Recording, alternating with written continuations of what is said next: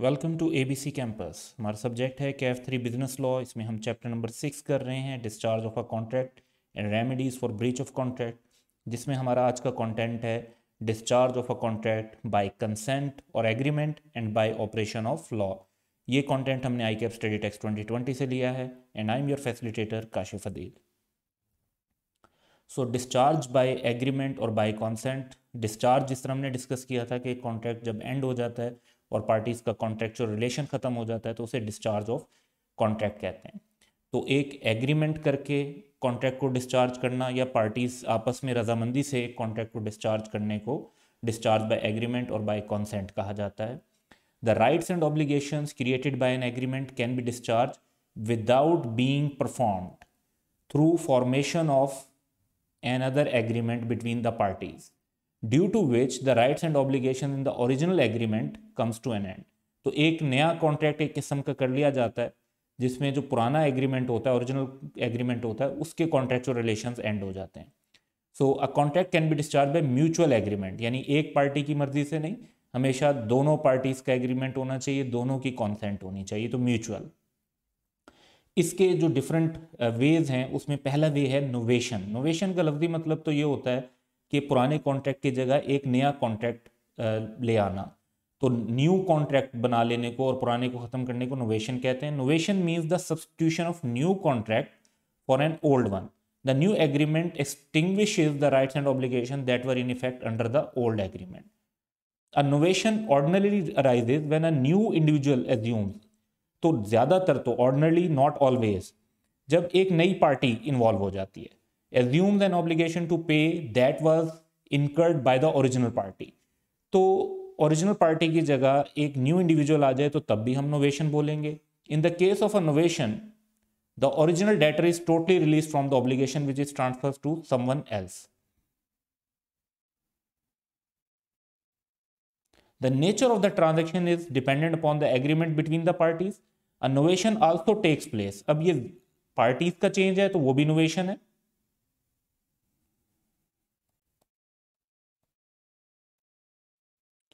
And a novation also takes place when the original parties continue their obligation to one another, but a new agreement is substituted for the old one. तो precisely same parties लेकिन a totally new agreement।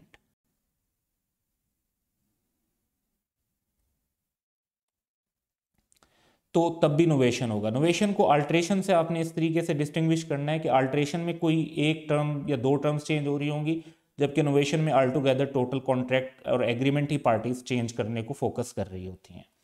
So novation की examples की तरफ चलते हैं। Akram owes money to Bashir under a contract, it is agreed between. अच्छा, अब ये सिचुएशन है जी कि अकरम ने बशीर को प्रीवियस कॉन्ट्रैक्ट में पैसे देने। It is agreed between Akram, Bashir and Shajim. अब एक नई पार्टी आ गई जी, शाजिम।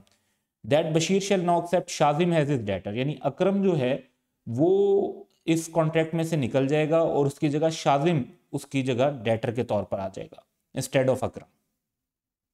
The old debt of Akram to Bashir जो है वो एंड हो जाएगा और एक नया कॉन्ट्रैक्ट जो है वो शाजिम के साथ क्रिएट हो जाएगा। तो यहां पर आप नोट कर रहे हैं कि पार्टी भी चेंज हो गई और पार्टी के चेंज होने के साथ एक पार्टी की ऑब्लिगेशन खत्म हो गई, एक और पार्टी की ऑब्लिगेशन क्रिएट हो गई। तो ये हमारा फर्स्ट सिनेरियो था। सेकंड सिनेरियो देखते हैं। Azam owes Babar ₹10,000। Azam enters into an agreement with Babar and gives Babar a mortgage of his estate for ₹5,000 in place of the debt of 10,000। अब पुराना जो डेट 10,000 का था वो खत्म कर दिया और 5,000 का मॉर्गेज बेस्ड डेट जो है वो शुरू कर दिया। अब यहाँ पर देखें कॉन्ट्रैक्ट की नेचर भी टोटली चेंज हो रही है। पुराना कॉन्ट्रैक्ट 10,000 के लिए था, नया कॉन्ट्रैक्ट 5,000 के लिए है। पुराना कॉन्ट्रैक्ट अनसिक्योर्ड डेट था, नया कॉन्ट्रैक्ट जो है वो बाकायदा एक मॉर्गेज है। तो नया कॉन्ट्रैक्ट जो है वो ओल्ड को एक्सटिंग्विश कर रहा है, ख़त्म कर रहा है। तो ये इनोवेशन की दो एग्जाम्पल्स हैं जहाँ या तो पार्टीज चेंज हो रही हूँ या टोटली एक एग्रीमेंट जो है वो पुराने एग्रीमेंट को रिप्लेस कर रहा हो, तो that is called novation. Second way जिसमें by mutual agreement parties contract को एंड कर सकती हैं वो है कैंसिलेशन। तो रिसीशन का लफ्ज़ कई जगह पर आपने लॉ में ऑलरेडी पढ़ा है कि जब एक कॉन्ट्रैक्ट वाइडेबल हो जाता है तो बेसिकली लॉ ऑप्शन दे रहा होता है एक पार्टी को कि वो चाहे तो कॉन्ट्रैक्ट को कंटिन्यू करे और चाहे तो रिसेंड कर दे, यानी कैंसिल कर दे। तो अगर एक पार्टी वाइडेबल कॉन्ट्रैक्ट के अंदर ये ऑप्शन पिक करती है कि वो कॉन्ट्रैक्ट को रिसेंड करते हैं, कैंसिल करते हैं, तो तब भी एक कॉन्ट्रैक्ट डिस्चार्ज हो जाएगा। हाँ, अलबत्ता उसके जो डैमेजेस वगैरह अगर कोई बनते हैं तो वो लाजमी तौर पर क्लेम किए जा सकते हैं। तो Asif promises Beanish to sell and deliver 500 bales of cotton on 1st November at her warehouse and Beanish promises to pay for goods on 1st December। तो एक प्रॉमिस 1st नवंबर को होना था, सेकंड 1st दिसंबर को होना था।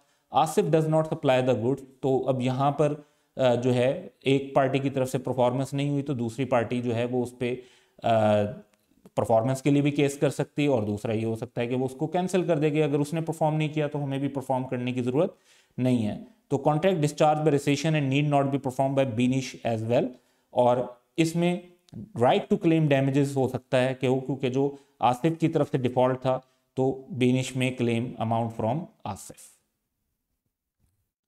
थर्ड वे है जी alteration. Once again alteration और नोवेशन में ये फर्क है कि अल्ट्रेशन के अंदर वेरिएशन होती है लैंग्वेज में, टर्म्स ऑफ कॉन्ट्रैक्ट में, म्यूचुअल एग्रीमेंट के साथ, और इसमें भी जो इफेक्ट है वो तो यही है कि ओरिजिनल कॉन्ट्रैक्ट डिस्चार्ज हो जाता है और एक नया कॉन्ट्रैक्ट क्रिएटेड समझा जाता है।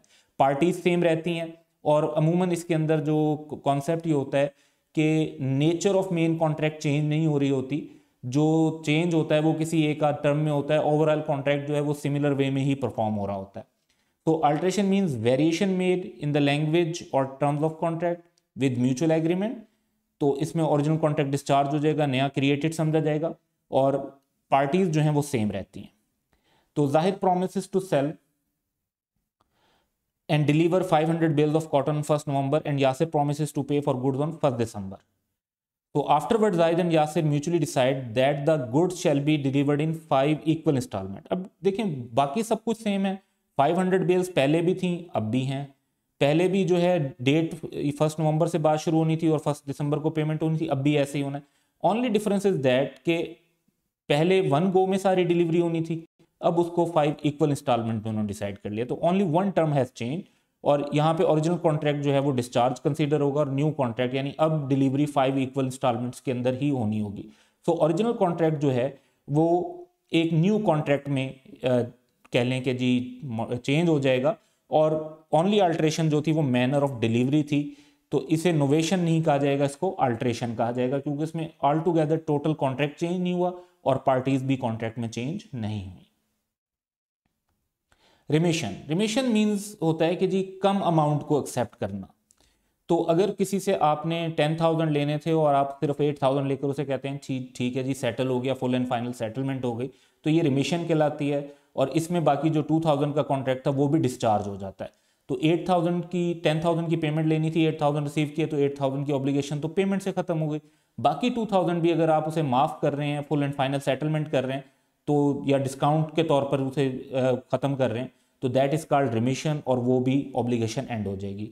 सो Anam owes Bilal ₹5,000, Suhail pays to Bilal ₹1,000, Bilal accept them in satisfaction of his claim on Anam. वो कहते हैं ठीक है जी 1,000 ही मिल गया, तो किसी person who related to Anam उसने पे कर दिया जी बिलाल को 1,000, कम पैसे हैं। अब देखें ओरिजिनल अमाउंट 5,000 थी, जो पे की गई है वो 1,000 है, कम अमाउंट पे की गई है, लेकिन वो पेमेंट जो है वो पूरे क्लेम के लिए एक्सेप्ट कर ली गई है कि ठीक है जी 1,000 के अगेंस्ट ही पूरा क्लेम खत्म, this payment is a discharge of the whole claim, और ये क्लेम जो है वो कंप्लीट समझा जाएगा। अब कोई ऑब्लिगेशन नहीं है अनम की कि वो रिमेनिंग 4,000 पे करे, तो ऐसी कोई ऑब्लिगेशन नहीं होगी। Waiver, waiver is a unilateral यानी एक पार्टी की तरफ से एक्ट होता है जिसमें आप अपना लीगल राइट सरेंडर कर देते हैं कि जी ठीक है मेरा ये राइट है, लेकिन मैं ये राइट अपना खत्म कर रहा हूं और आपको कॉन्ट्रैक्ट में रिलीज कर रहा हूं। तो इसमें ये होता है कि जो पार्टी एक दूसरे को यानी रिलीज कर रही होती है, या इसको भी माफ करने ही समझ लें कि वेव कर दिया कि अपना राइट आपने छोड़ दिया। तो यहां पर भी हम सिनेरियो देखते हैं, Adeel promises to paint a picture for Saleem, Saleem afterward requested Adeel not to do so. अब ये देखें बाद में ये कहा, और वो तो फिर अदील जो है उस पर केस कर सकता है, लेकिन अगर अदील कह दे कि ठीक है जी आपने मना कर दिया, ओके मैं भी आप पर कोई केस नहीं कर रहा, I am not claiming any damages, तो अदील एग्री करके कह सकता है हाँ जी हम मिलकर कॉन्ट्रैक्ट एंड कर लेते हैं, तो दैट इज कॉल्ड वेवर। तो उसने हालांकि अदरवाइज अदील का राइट था कि वो पेंटिंग स्टिल कंप्लीट करता और उससे पैसे क्लेम कर लेता। लेकिन अदील ने कहा ठीक है जी, अगर आप ये रिक्वेस्ट कर रहे हैं तो मैं भी आपको जो है सरेंडर कर देता हूँ अपनी लीगल राइट की, कि I do not require you to perform your part of the contract. So इसमें भी जो पोजीशन है कि परफॉर्मेंस रिक्वायर्ड नहीं है, दोनों पार्टीज ने एग्री कर लिया है, और इसमें कोई डैमेजेस भी नहीं होंगे क्योंकि both parties have agreed. Promise is refusal और निगलेक्ट। अब अगर प्रॉमिस भी जो है वो परफॉर्मेंस ही ना करने दे तो प्रॉमिसर के भी परफॉर्मेंस से एक्सक्यूज हो जाता है। It is kind of a thing जिसको आप कह सकते हैं कि अटेम्प्टेड परफॉर्मेंस वाली बात है। If any promisee neglects or refuses to afford the promiser reasonable facilities for the performance, the promiser is excused by such neglect or refusal as to any non-performance cost. Scenario हम देखते हैं, Adeel contract with Sajid to repair Sajid house. अब किसी का house repair करना है तो वो आपको एंट्री अलाउ करेगा, सामान उसके लिए प्रोवाइड करेगा तो आप कर सकते हैं। साजिद निगलेक्ट्स और refuses to point out to Adeel the places in which his house requires repair. अब रिपेयर करनी कहाँ का है वही पॉइंट आउट करने से इनकार कर देते हैं।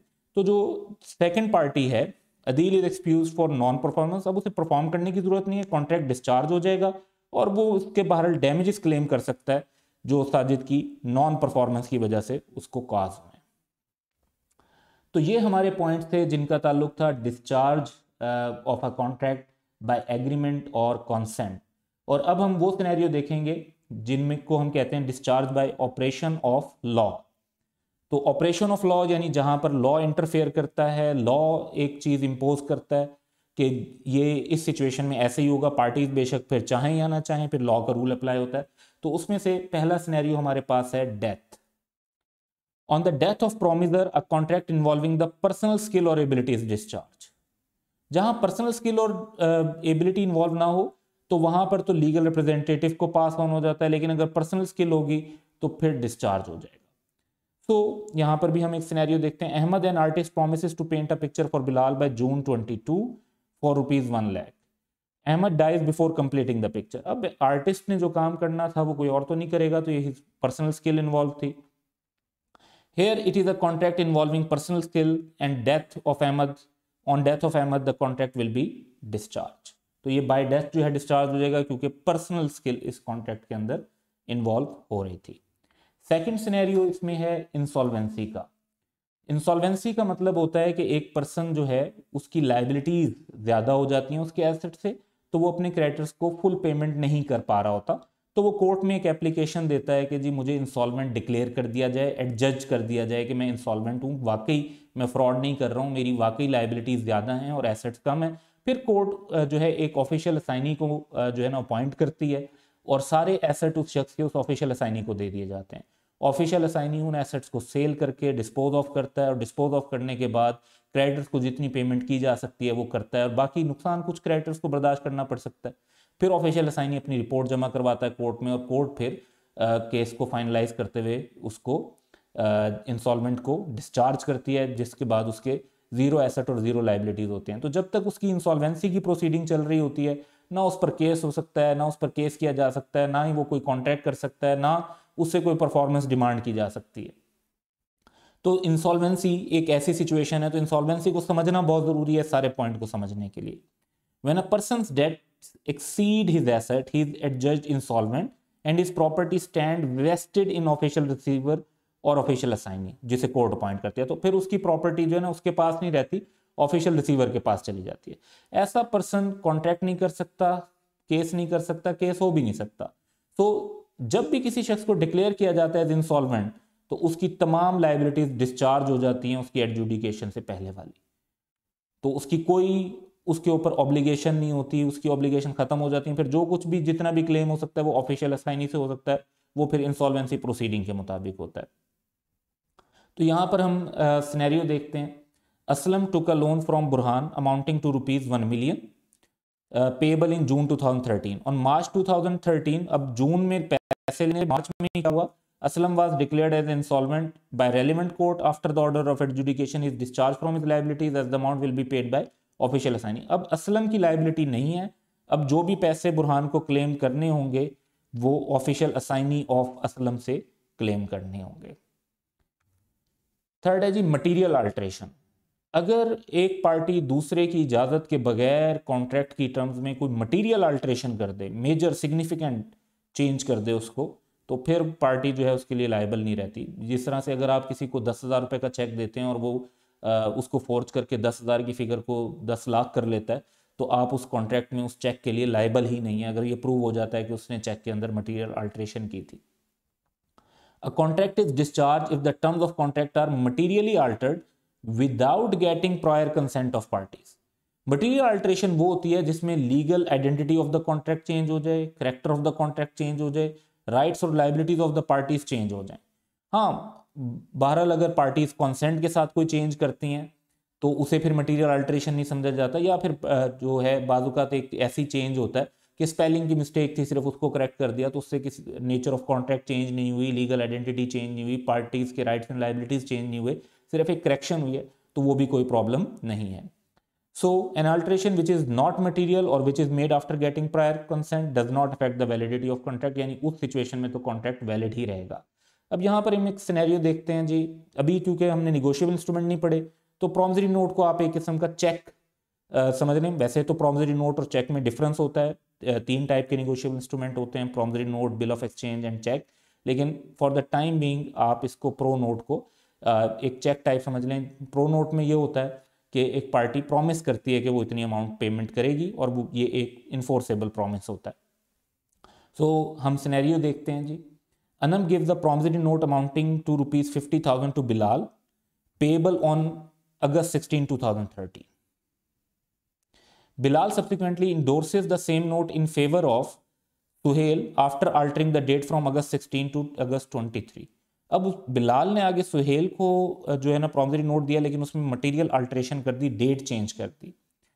Here change of date is a material alteration and has discharge Anam from. अब पॉइंट ये था कि अनम ने पैसे देने बिलाल को, बिलाल ने जब आगे इंडोर्स कर दिया तो अनम ने पैसे देने सुहेल को, लेकिन बिलाल ने उसमें क्योंकि चेंजेस ऐसी कर दिए जो मटेरियल अल्ट्रेशन है, तो अनम की जो लाइबिलिटी है वो डिस्चार्ज हो जाएगी। Anam is no more liable under this promissory note, और जो सारा कुछ इशू आ जाएगा वो बिलाल पर आ जाएगा, who did the material alteration, he has to pay the amount to Suhail. Same identity, ये भी एक बड़ा इंटरेस्टिंग सिनेरियो है। सेम आइडेंटिटी ये होता है कि बाद औक़ात एक ही शख्स जो है प्रॉमिसर भी बन जाता है और प्रॉमिसी भी बन जाता है। तो यहां पर man the promisor becomes the promisee, the other parties are discharge.